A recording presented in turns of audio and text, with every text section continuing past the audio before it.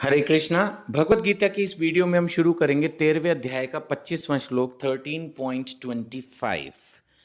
भगवान कह रहे हैं यहाँ पर, अब फिर भगवान कई तरह के भक्तों के बारे में बात कर रहे हैं, लेकिन 26वें श्लोक में ही वो हम जैसे लोगों के बारे में बताएंगे। तो 25वां श्लोक श्रद्धा से पढ़ना और सुनना है। भगवान कह रहे हैं कुछ लोग परमात्मा को ध्यान के द्वारा अपने भीतर देखते हैं। मैं पहले भी बोल चुका हूं, ये मेडिटेशन, ध्यान इतना आसान नहीं है, इसलिए इस वाली विधि पर मैं कभी भी टिप्पणी नहीं करता।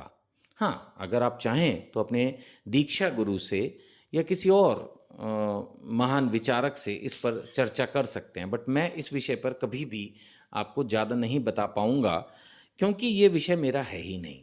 मेडिटेट करना हमने तो जो अपने गुरुदेव से सीखा है वो सीखा है, हरे कृष्ण कृष्ण कृष्ण हरे हरे, हरे राम राम राम हरे हरे, कि इस मंत्र का जप करो। मुंह से बोलो, कान से सुनो, दूसरों को भी सुनता है, कोई प्रॉब्लम नहीं। हाँ, हमें इतनी जोर से नहीं बोलना है कि दूसरे डिस्टर्ब हुए, या अगर हमें लगता है कि दूसरे डिस्टर्ब हो रहे हैं तो फिर हमें बहुत धीरे धीरे बुदबुदाना होगा।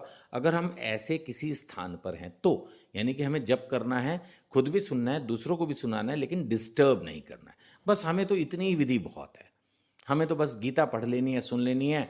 हमें तो बस भगवान के जो है दर्शन करने के लिए मंदिर जाना है, धाम यात्राएं करनी है, पवित्र नदियों सरोवरों में स्नान करना है, यथासंभव दान हम जरूर करेंगे, और यह एकादशी का व्रत करेंगे, शास्त्रों का अध्ययन करेंगे, बस हो गया। भक्तों का संग करेंगे, हो जाएगा। इतना कुछ मैंने आपको बता दिया। भगवान की सुबह पूजा अर्चना करें, तुलसी महारानी की सेवा करें, मतलब इतने सारे भक्ति के विधि विधान है। इसी में मन लगा रहेगा, इसी में समय बीतता रहेगा। हमें ये इतनी डीप मेडिटेशन की जरूरत नहीं है कि अपने अंदर वाले परमात्मा के दर्शन करें। बाहर भगवान के रूप में, जो मूर्ति रूप में भगवान दर्शन दे रहे हैं, वो इसीलिए दिया गया है कि आप साधारण तरीके से, सिंपल तरीके से भगवान के दर्शन करें, उनकी सेवा करें, उनको वस्त्र चढ़ाएं, उनको भोग लगाएं, उन पे फूल चढ़ाएं, प्रसन्न रहें।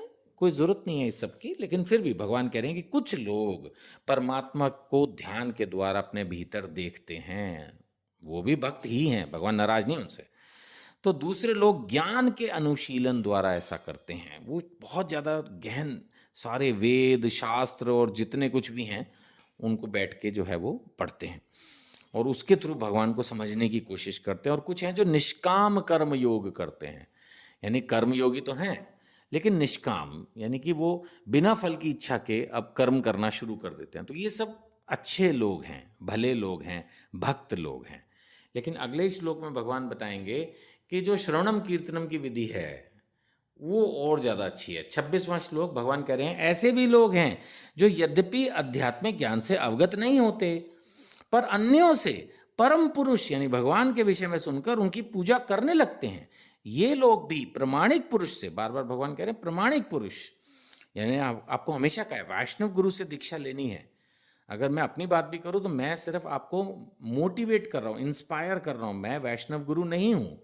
ऑब्वियसली मैं तो सिंपल आपको ये मोटिवेट कर रहा हूं कि भगवत गीता पढ़िए और एक वैष्णव गुरु से दीक्षा लीजिए, फिर आपकी भक्ति की शुरुआत प्रॉपर होगी।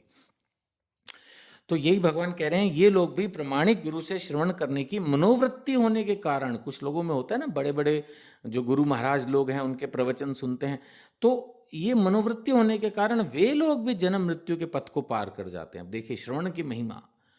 एक्चुअली कुछ लोग कई बार मेरे से प्रश्न करते हैं कि सिर्फ लेक्चर सुनने से जन्म मृत्यु से पार कैसे हो जाएंगे। अरे भैया, सिंपल सी बात है, जैसा आप सुनोगे वैसे ही आप करोगे। तो जब आप सुनते हो आध्यात्मिक, अब जैसे मैंने भी अभी आपको बोला, तो अगर आप मेरी बात मानो तो कितनी बातें मैंने बता दी कि आप हरि नाम जप करो, एकादशी व्रत करो, धाम यात्राएं करो, जाके गुरु के दर्शन करो, भगवान के दर्शन करो, है ना, दान करो, और एकादशी व्रत करो, तुलसी पूजा करो। कितनी बार तो मैंने ये बातें रिपीट की। जब आप ये सब करोगे तो फिर मोक्ष की प्राप्ति होगी, जीवन अपने आप आध्यात्मिक हो जाएगा। तो लेक्चर में यही जो अच्छा स्पीकर है, भगवान यही तो कह रहे हैं प्रमाणिक गुरु के आप जाओ, तो वो प्रमाणिक जो स्पीकर है वो यही सब बातें तो बताएगा आपको। और जब आप उनकी सुनोगे, जब अपने गुरु की सुनोगे तो आपके मन में प्रभाव होगा, आपका मन करेगा उन बातों को फॉलो करने का, और फिर नेचुरली भगवान भी प्रसन्न, और हो गया काम आपका डन। उससे आपको मोक्ष की तरफ आगे बढ़ोगे। फालतू की भौतिक क्रियाएं जो यूजलेस लोग गप्पे शप्पे मारते रहते हैं, ईर्ष्या और द्वेष की बातें करते रहते हैं, वो सब खत्म हो जाएंगे, है ना। चलिए फिर शुरू हो जाइए। भगवान का नाम लीजिए। हरे कृष्णा।